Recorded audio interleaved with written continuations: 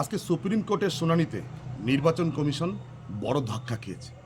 কি ধাক্কা খেয়েছে? যেখানে বিচারপতি জয়মাল্য বাগচি কমিশনের যান্ত্রিক ত্রুটি এবং বাঙালির সংস্কৃতির বৈশিষ্ট্যের প্রতি একটা অবজ্ঞা তুলে ধরেছেন। কি অবজ্ঞা?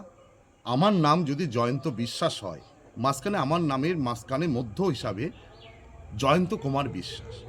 অনেক ক্ষেত্রে অনেকের নামে মাঝখানে কান্তি ব্যবহার করে কাগজ কলমে।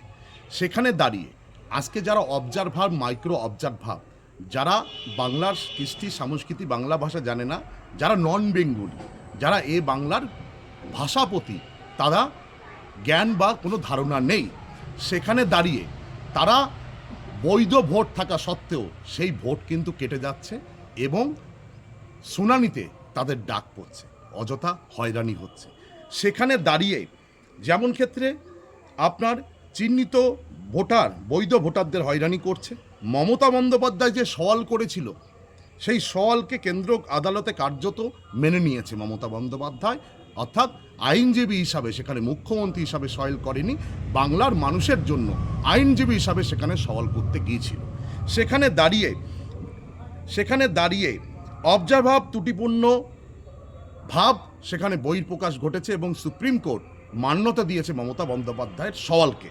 সেখানে 1.36 কোটি মানুষের ভোটাধিকার নিয়ে ছিনিমিনি খেলছে নির্বাচন কমিশনার, ভারতবর্ষের অপদার্থ বিজেপির দলের কথায় কানে সুড়সুড়ি দিয়ে।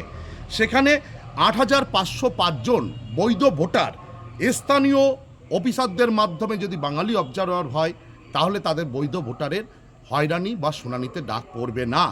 সেখানে দাঁড়িয়ে আজকে বাংলার কৃষ্টি সংস্কৃতি যারা জানে না, যারা বাংলায় কথা বলতে পারে না, আজকে বিভিন্ন রাজ্যের থেকে অফিসার বানিয়ে নির্বাচন কমিশনার এবং বিজেপির অমিত শাহ এবং নরেন্দ্র মোদীর কথায় তারা অবজারভার নিয়োগ করছে।